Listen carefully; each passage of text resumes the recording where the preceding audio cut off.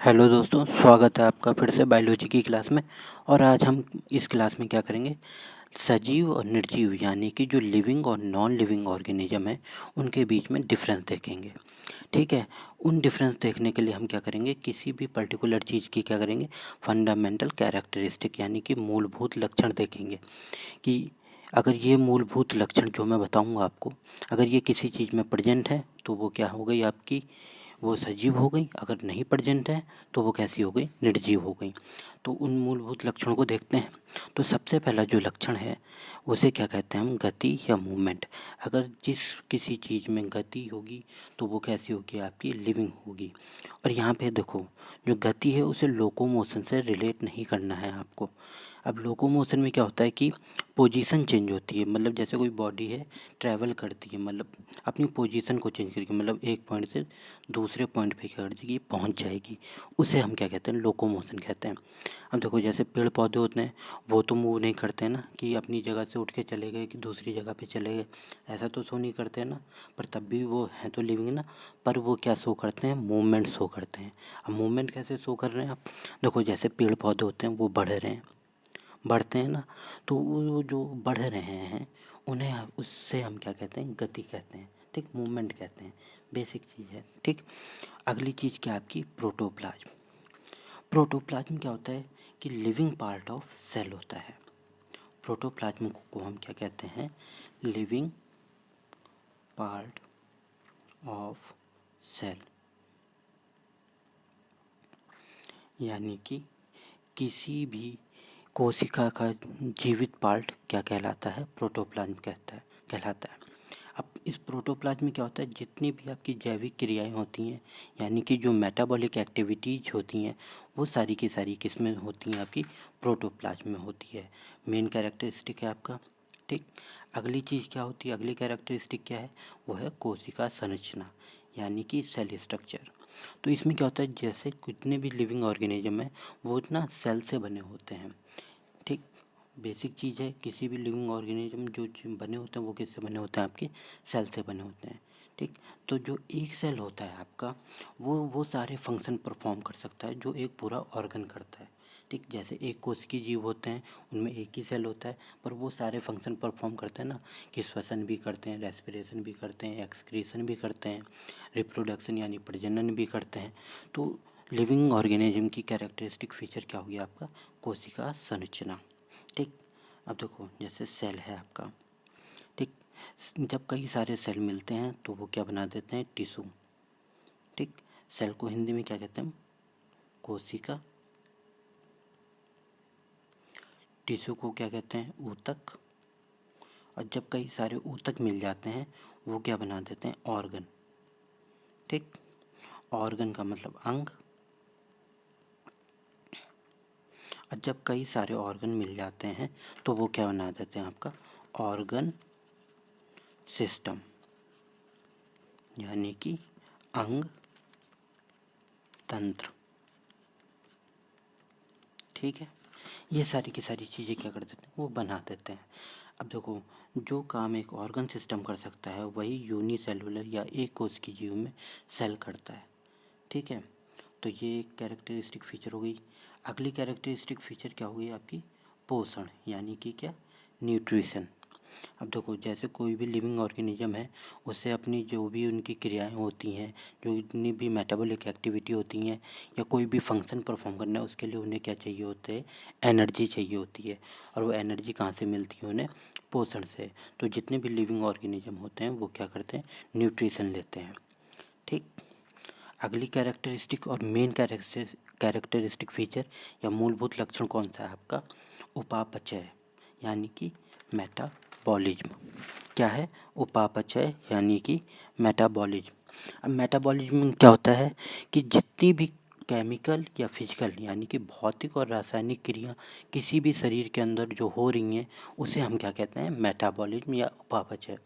यानी कि जितनी भी फिजिकल और केमिकल रिएक्शन है इनसाइड बॉडी, बॉडी के अंदर, देखो फिजिकल और केमिकल रिएक्शन तो बाहर भी होती हैं, पर जो बॉडी के अंदर होती है उसे हम क्या कहते हैं, मेटाबॉलिज्म।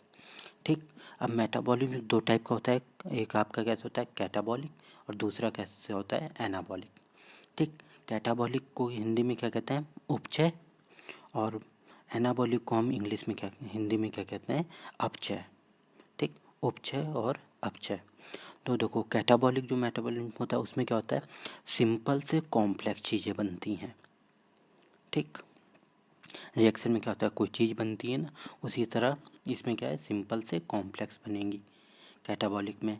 और एनाबॉलिक में क्या होगा आपका? एनाबॉलिक में जस्ट उल्टा हो जाएगा, मतलब कॉम्प्लेक्स से सिंपल।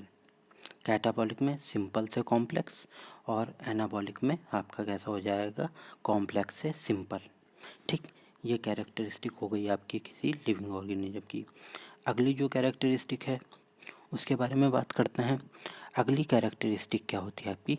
रेस्पिरेशन, यानी कि श्वसन। कि जो भी चीज़ श्वसन कर रही है वो क्या होगी? आपकी लिविंग ऑर्गेनिज्म होंगे, यानी कि सजीव चीज़ें होंगी। तो तो रेस्पिरेशन से क्या होती हैं? जितनी भी आपकी जो जैविक क्रियाएं होती हैं, जितनी भी रिएक्शन होती हैं, इसी एनर्जी से क्या होती हैं? चलती हैं आपकी। ठीक, अगली चीज़ क्या है? ग्रोथ, यानी कि वृद्धि। वृद्धि का मतलब क्या होता है? Increase in number of mass and volume. Mass और वॉल्यूम के नंबर में क्या होना? इंक्रीज होना, यानी कि आयतन और शुष्क भार में क्या होती है? वृद्धि होती है। उसे हम क्या कहते हैं? ग्रोथ कहते हैं। ठीक, अब देखो ग्रोथ दो टाइप की होती है आपकी। एक होती है एक्सट्रेंसिक, यानी कि बाहरी, और दूसरी कैसी होती है? इंट्रिंसिक, यानी कि अंदरूनी या इंटरनल। ठीक, अब जो एक्सटेंसिव ग्रोथ है, जो बाहरी ग्रोथ है, वो क्या कर सकते हैं? आपके नॉन लिविंग ऑब्जेक्ट भी शो कर सकते हैं। ठीक, तो इसका मतलब ये नहीं कि वो लिविंग हो जाएंगे, जो ग्रोथ शो कर रहे हैं वो लिविंग हो जाएंगे। तो ग्रोथ में जो एक्सटेंसिव ग्रोथ होते हैं वो नॉन लिविंग ऑब्जेक्ट भी शो करते हैं। अब कैसे? जैसे बरसात में देखते हैं जो दरवाज़ा फूल जाता है तो उनका क्या होगा? मास में इंक्रीज हो जाता है, वॉल्यूम भी इंक्रीज हो जाता है, पर हैं तो वो नॉन लिविंग ना। तो वो उस टाइप की ग्रोथ को हम क्या कहते हैं? Extensive growth. और वहीं हम बात करते हैं इंट्रिंसिक ग्रोथ की। वो कैसी होती है? इंटरनल, यानी कि अंदरूनी होती है। और वो कौन शो करते हैं? आपके लिविंग ऑब्जेक्ट। ठीक, अब ग्रोथ में एक मेन इम्पॉर्टेंट पॉइंट याद रखना, जो एक कोश की जीव होते हैं आपके, उसमें क्या होता है? ग्रोथ और रिप्रोडक्शन, यानी कि वृद्धि और प्रजनन एक ही होते हैं। चाहे उसे हम ग्रोथ कह लें चाहे रिप्रोडक्शन कह लें, एक ही चीज़ होती है। ठीक है, अगली चीज़ क्या है आपकी? रिप्रोडक्शन। रिप्रोडक्शन क्या होता है? अपने समान जीवों को पैदा करना। जो ऑर्गेनिज्म क्या करेगा? अपने समान जीव पैदा कर लेगा, उस वो किस कैटेगरी में आ जाएगा? लिविंग में आ जाएगा। पर इसके कुछ एक्सेप्शन होते हैं, उस एक्सेप्शन को याद रखना। ठीक है, जैसे म्यूल हो गया आपका, जिसे क्या कहते हैं हम? खच्चर। खच्चर होता है, अभी अपने समान जीवों को तो क्या करता है? बना नहीं पाएगा। ठीक है, और दूसरी क्या होती है? वर्कर भी होती है। ठीक, तीसरे क्या होते हैं? इनफर्टाइल मैन होते हैं। कई सारे लोग होते हैं ना जिनके बच्चा नहीं हो होता, पर इसका मतलब ये थोड़ी ना वो लिविंग नहीं है। तो वो भी क्या है? लिविंग है, पर ये एक्सेप्शन है कुछ आपके। तो ये सारी कैरेक्टरिस्टिक फीचर होते हैं किसी भी लिविंग ऑर्गेनिज्म के। ठीक, एक कैरेक्टरिस्टिक फीचर और होता है, उसके बारे में बताता हूँ आपको।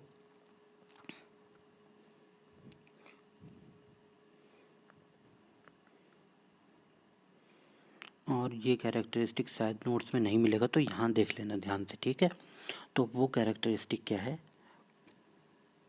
कॉन्शियसनेस। ठीक,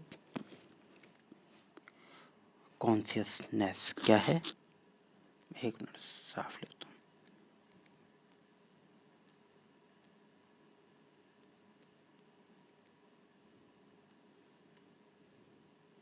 हूँ। यानी कि चेतना कह लो या संवेदना कह लो, एक ही चीज़ है। ठीक, अब ये कॉन्शियसनेस क्या होता है? कॉन्शियसनेस क्या है? आपकी ability to respond to stimulus. क्या है? Ability to respond to stimulus, यानी कि क्या होता है? उत्तेजना पर प्रतिक्रिया करना क्या होता है? कॉन्शियसनेस होता है। जैसे हम किसी भी चीज़ को छूते हैं तो वो क्या करता है? वो शो करता है ना, प्रतिक्रिया शो करता है, वही क्या हो गई आपकी कॉन्शियसनेस हो गई।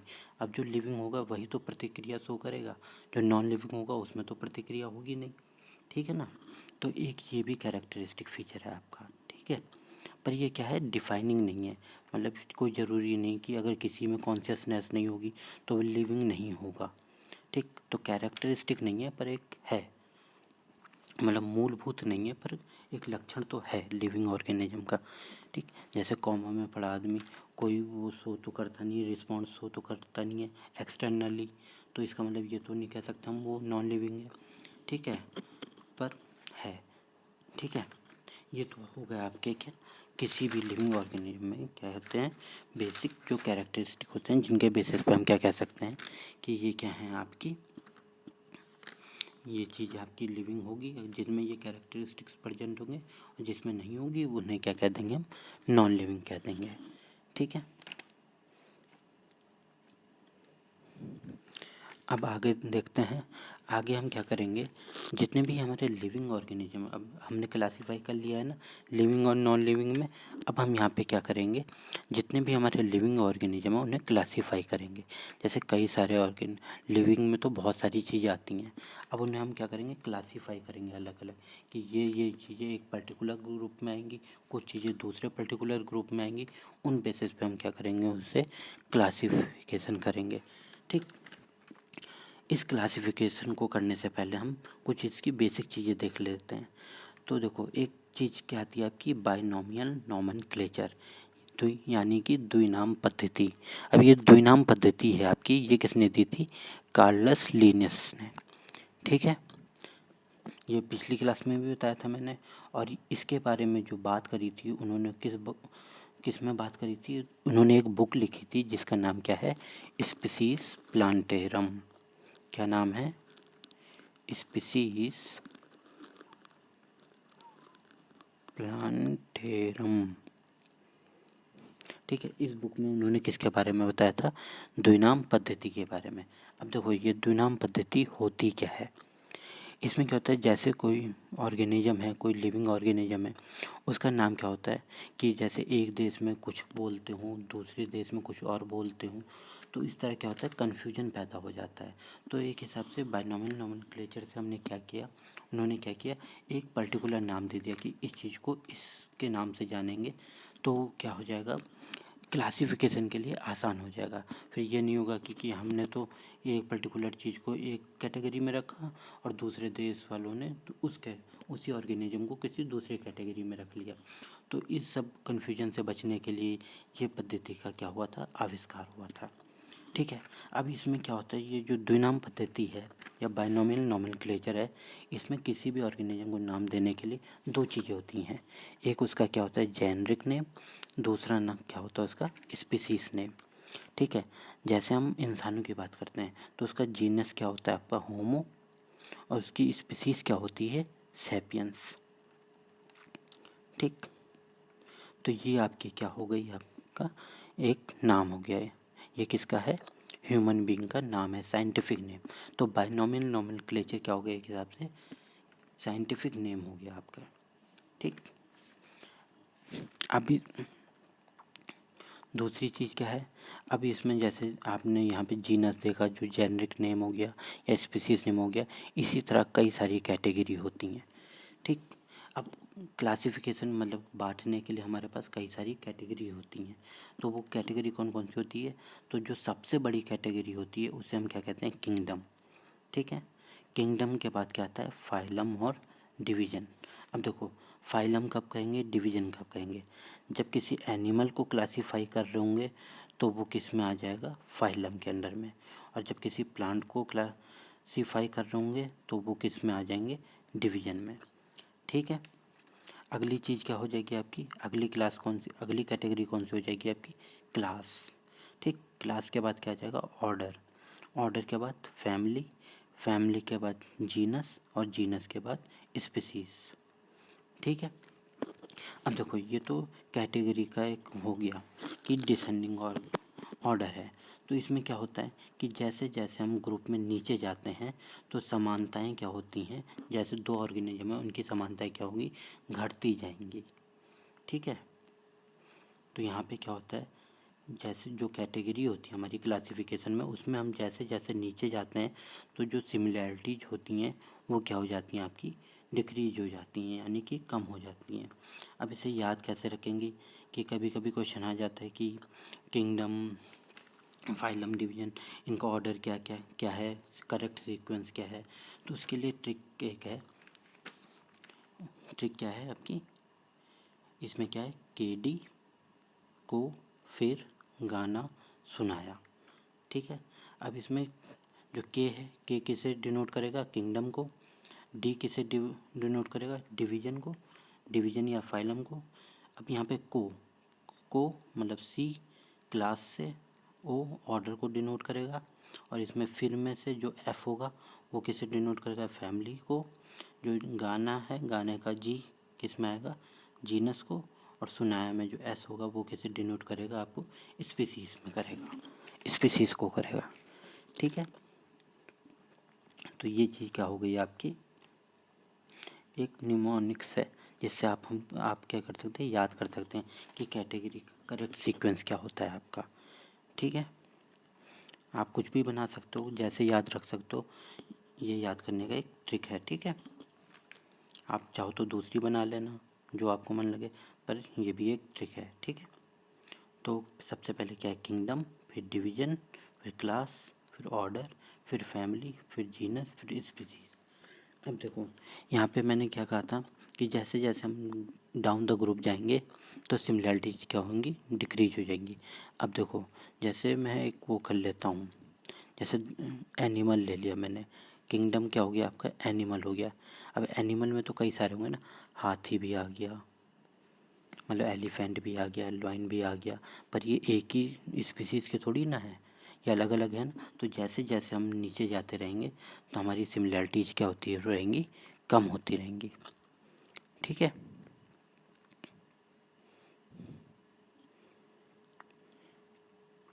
अगली चीज़ क्या है आपकी, ये तो क्लासिफिकेशन की कुछ कैटेगरीज हो गई। अब हम क्लासीफाई कर क्यों रहे हैं, क्लासीफाई मतलब कन्फ्यूजन से बचने के लिए करते हैं हम, ताकि कन्फ्यूजन ना हो। तो क्लासिफिकेशन की 3 बेसिक चीज़ें होती हैं आपकी। ठीक है।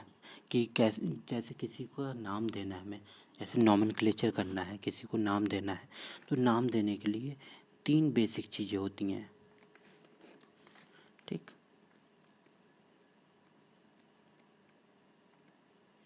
नॉमेनक्लेचर के लिए क्या होती हैं, 3 बेसिक चीज़ें होंगी। सबसे पहले क्या करेंगे, उसे क्लासीफाई करेंगे, कैरेक्टराइज करेंगे, मतलब उसके कैरेक्टर देखेंगे। ठीक है। फिर उसे आइडेंटिफाई करेंगे, वो क्या चीज़ है, प्लांट है, एनिमल है, या क्या चीज़ है, और बाद में उसका क्या कर देंगे, नाम दे देंगे। ठीक है।